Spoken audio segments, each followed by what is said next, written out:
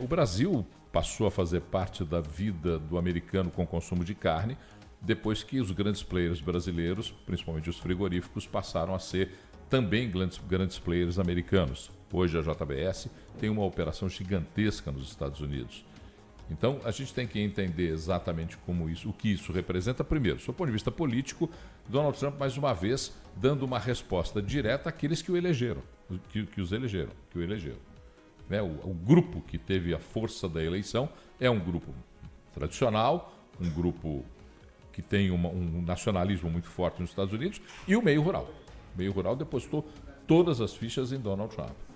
E aí ele dá uma resposta direta e é significativo, sim, para o mercado brasileiro.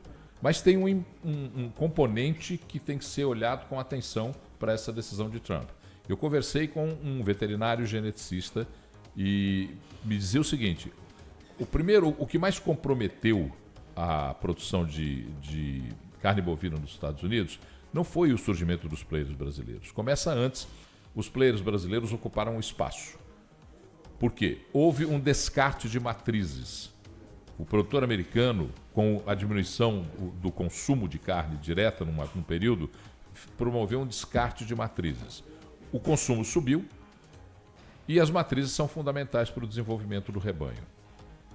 O que o governo vai ter que atacar agora, além das plantas que ele promete, a construção de plantas, o incentivo para a criação de pastagem, a ampliação dos rebanhos, é a substituição de matrizes. E aí tem uma implicação. Você não substitui matrizes de maneira cartesiana, 2 mais 2, 4, não. Você tem que colocar as matrizes e esperar que essas matrizes completem o ciclo de produção. E além disso, não há certeza de que as matrizes que você colocará no mercado americano serão compatíveis para o desenvolvimento da melhor produção daquele mercado que ficou parado nesse sentido. Agora, é um acerto de operação que o governo americano vai ter que fazer com cautela. Fato é, num primeiro momento, preocupa sim a economia brasileira, porque se o governo americano amplia as plantas de produção, os frigoríficos e produção de carne bovina, que é um grande consumo, principalmente de hambúrguer nos Estados Unidos, se o governo americano amplia isso de maneira determinada, como quer fazer, incentivando pastagens, incentivando a criação dessas plantas, o mercado brasileiro vai perder o volume de exportação. Resta saber se o resto do mercado mundial vai absorver aquilo que vai diminuir como importância para o mercado americano. O mercado brasileiro de produção de carnes já está ficando com a barba de molho.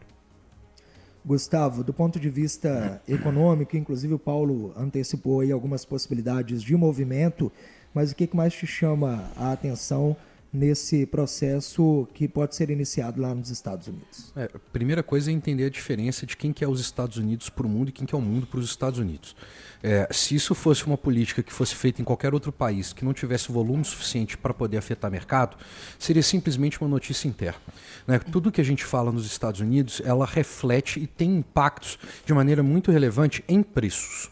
Né? De novo, maior renda disponível, maior processo de massa salarial e ganho contínuo disso, de salário real, é nos Estados Unidos por conta de produtividade e etc., além do número enorme de população, certo? Então você tem impactos razoáveis com uma questão territorial razoável para poder absorver tudo isso, sem grandes esforços. Então, assim, a primeira coisa é falar de que tamanho importa, né, em termos de comércio internacional. Esse é o ponto que a gente deveria colocar, e a gente tem que entender também sobre a nossa ótica, quem nós somos em relação a esse ponto, não é isso? Então, assim, entre briga de cachorro grande, né, o cachorro grande realmente ganha. Né? Tem essa coisa, né, assim, é quem é o maior mesmo, é quem é o mais forte mesmo. Né? E a gente tem que entender, por isso que de vez em quando eu falo aquela frase assim, né, don't think too much about yourself, né, assim, a gente tem que entender quem nós somos perante também o mundo e o mundo perante os Estados Unidos. Então esse é o primeiro ponto. O segundo ponto é que isso vem como segundo impacto razoável para uma indústria que já sofre com a questão do tarifaço. Né? Então são processos consequenciais, não é isso, mas que eles são também independentes. Uma coisa é você forçar aumento de preço necessariamente por conta de tarifa, a outra coisa é promover uma transformação ao longo do tempo, né, com esses estímulos. Então tem uma questão de temporalidade que é diferente. Né? Óbvio que isso não é uma questão de curto prazo. Tarifa é uma questão de curto prazo. Isso é uma questão de ajuste ao longo do tempo e que a gente vai percebendo também os efeitos. E se ao longo do tempo, né, eu também faço uma provocação, porque as empresas brasileiras ou outros países exportadores têm tempo muito mais, né, propício para se planejar e encontrar novos mercados, caso isso seja de fato um efeito. Né, choque de curto prazo exógeno, como foi tarifa, todo mundo levanta a mão, o que está acontecendo? Né, então você tem que resolver esse negócio de uma maneira menos pensada. Nesse caso, você tem um processo de adaptação que talvez seja mais positivo e menos penoso para as empresas que se inserem nesse contexto.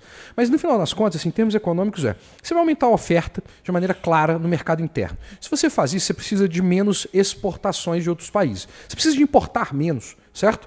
Né? Se isso é verdade, o preço interno e o preço externo ele também tem que mudar de maneira relevante. E nesse caso, a gente deveria ter algum processo, talvez bem claro, de queda, né, do preço de arroba de boi, boi gordo, etc., se isso for implementado, né, de maneira concreta. Né, assim, então tem que ver como é que isso vai passar, enfim, quais são as instrumentalizações e etc. E eu diria só uma coisa, tomara que ele também não escolha fazer via crédito subsidiado. Tá? Se eu falo que é errado fazer isso aqui, também é errado falar que isso é errado lá fora. Não faça crédito subsidiado. É muito bom ter essa coerência. Que bom, né?